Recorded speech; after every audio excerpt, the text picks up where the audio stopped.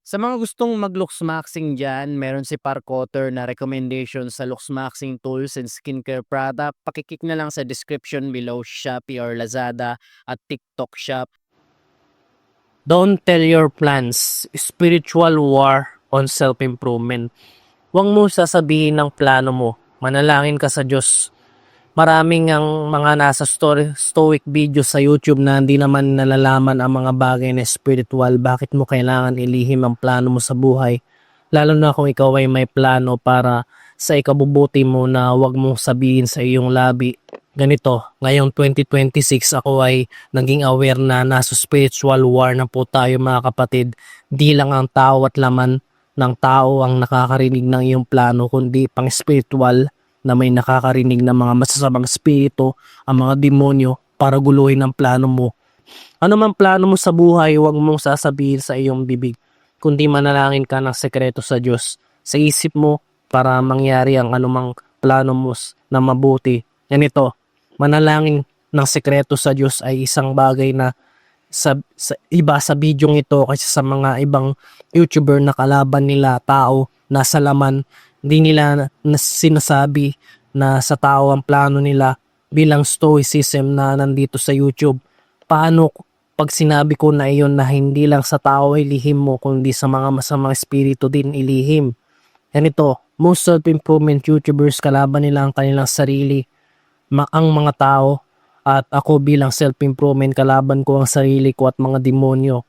Kasi bilang Kristiyano ay still self-improve na maging matuwid na kalabanin ng mga demonyo. Huwag akong idamay nila sa napagawan ako ng masama. Ganito, huwag sanang matatakot. May sasabihin akong katotohanan. Kung bata ka, di pa alam ang nasa spiritual war na tayo, mas maigi na huwag mong panoorin ang video na ito kasi matatakot ka talaga. Kung malaman mo ang tungkol sa mga espiritu, kaya I warn you now, huwag mong panoorin. Bumalik ka sa video na ito kung ikaw ay mature para malaman ng mga bagay na espiritu. Ganito, ang mga masamang espiritu ay di katulad ng demonyong nasa palabas ng Frieren anime o anumang anime ng mga demonyong characters tulad ng Berserk at Demon Slayer. Ang mga demonyo in reality ay di natin matatalo sa pamagitan ng espada at magic na nakikita nyo sa palabas ng Frieren. Sa Frieren, agree ako na ang mga demonyo ay absolute na masama. Ang mga demonyo. Ang problema ganito, ang mga demonyo sa totoong buhay ay di nakikita at sobrang sama. Walang kabutihan na iniisip ang mga demonyo.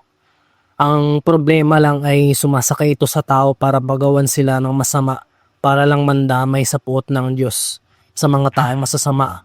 Ang problema, ang mapapatay lang natin kung gagamitin natin ay espada tulad ng Berserk ay laman lang ang mapapatay natin, di espiritu na isang nakaka-annoying at nadadamay ka kung nakapatay ka ng tao masama, ikaw ay papakulong at makasuhan sa totoong buhay na ganun ang kapangyarihan ng mga demonyo. Mas totoo as totoong buhay di mo na sa totoong buhay di mo nakikita sumasapi sa tao at kung mapatay mo ang taong masama, laman lang ang mapapatay mo di espiritu na which annoying na kung iisipin mo ng ganito ang ginagawa ng mga masamang espiritu in real life, in reality, ang mga demonyo sa totoong buhay ay mas makapangyarihan pa sa palabas na Frieren, Berserk at Demon Slayer kasi in reality di mo mapapatay ang masamang espiritu gamit ang magic at espada. Paano yan, Bro April? We're cook. Paano namin makakalaban ang masamang espiritu? Ganito, in reality, di mo makakalaban ang espiritu na mamamatay sila kung kasama mo ang Diyos, kundi magagawa mo lang ay mataboy ang masamang espiritu sa pamamagitan ng awit papuri sa Diyos. Kaya makikinig ako ng awit papuri sa MCGI bago ko gawin ang dapat gawin ko. Kung umaawit ako, nawawala ang mga masamang espiritu. This is the only way para mawala ang mga sasamang espiritu na isang pangparaan para mataboy ang masamang espiritu ay sa pamamagitan ng Anghel de Guardia. Kung yari, nakakaisip ka ng masama at tanggi ka ng tanggi sa alok ng kaaway na kung yari manood ka ng bold tapos nanalangin ka sa Diyos, nahiligtas ka sa tukso at darating ang mga anghel para mataboy ang mga demonyo para di ka natuksohin. Para mataboy ang espiritu, kailangan espiritu din ng magtaboy tulad ng bakal. Ang makakahiwa lang sa bakal ay bakal din. Parang ganun, ang nakakaalis lang sa mantika ay sabon. Kasi ang sabon ay gawa sa mantika. At isa pa, na panglaban sa espiritu na masama ay Espiritu Santo. Makukuha mo ang Espiritu Santo sa pamamagitan ng bautismo. Magagawa ng Espiritu Santo ay magpaalala sa iyo na salita ng Diyos sa pamamagitan ng pagkausap sa iyo sa lalim ng payo ng Diyos. Sa iyong kaisipan, sa oras ng iyong pag-isa, at mag-decide ng anumang desisyon mo sa buhay para makaiwas ka makagawa ng masama. At ang Espiritu ng ating Panginoong Hesukristo ang makakatulong sa iyo na sa laban sa masama. Halimbawa, ni Kristo na tinutuksyo siya ng kaaway, pinili pa rin ni Kristo na sumunod sa Diyos. Kaya si Kristo ang sandata natin sa masama.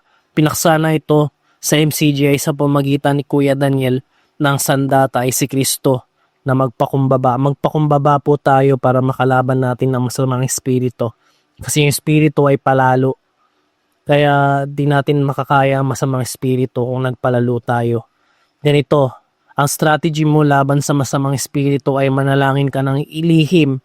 Huwag mong sabihin ang plano mo na sa bibig, kundi manalangin ka ng tahimik. Kasi ang mga demonyo di nila alam ang puso mo. Ang Diyos lang ang nakakaalam ng puso mo. Kaya manalangin ka sa Diyos ng totoo, sa Diyos. At kailangan malinis ang puso mo, na isang bagay na kailangan mo muna dumalo ng mass indoctrination. Malalaman mo paano magkaroon ng mabuting puso. Malalaman mo para mapakinggan ka ng Diyos sa panalangin at kalabanin ang masamang espiritu. Kung nanalangin ka ng tahimik, huwag mo sabihin sa mga tao ang panalangin mo kasi maririnig ito ng mga demonyo para guluhin ka, para hindi matuloy ang plano mo na makasunod sa Diyos. Kung hinilingin mo na patawarin ka ng kapatid sa kasalanan mo, kung nalaman ng kaaway ang panalangin mo ay gagawin ng kaaway ay babagabagin ng kapatid mo para ng mga masasamang espiritu para wag kang patawarin. Kaya importante ang panalangin ng lihim.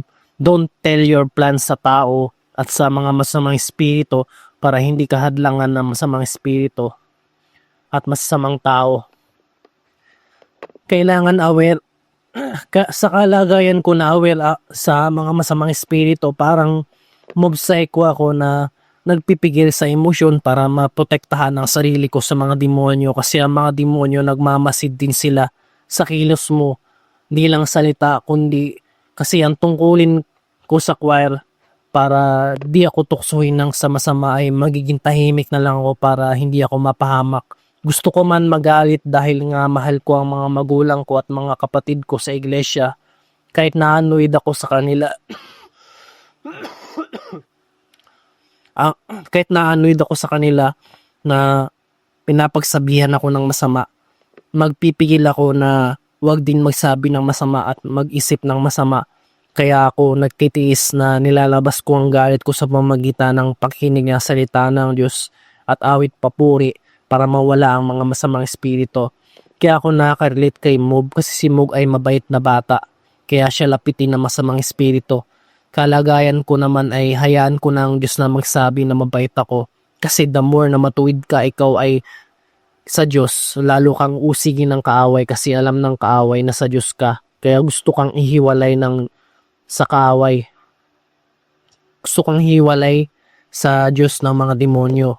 Kaya hanggang ngayon nasa spiritual war pa rin ako. Hanggang ngayon dahil nanggugulo ang mga kaaway, loobin po na makapagtiis sa gawa ng kaaway kasi dinadaya ako ng kaaway. Ako ay sinasapian ng masamang espiritu na karaang buwan kasi di ko alam paano sila kalabanin. Kala ko makalaban sila sa pamamagitan ng magic espada at suntok tulad ng One Punch Man. It's so funny talaga.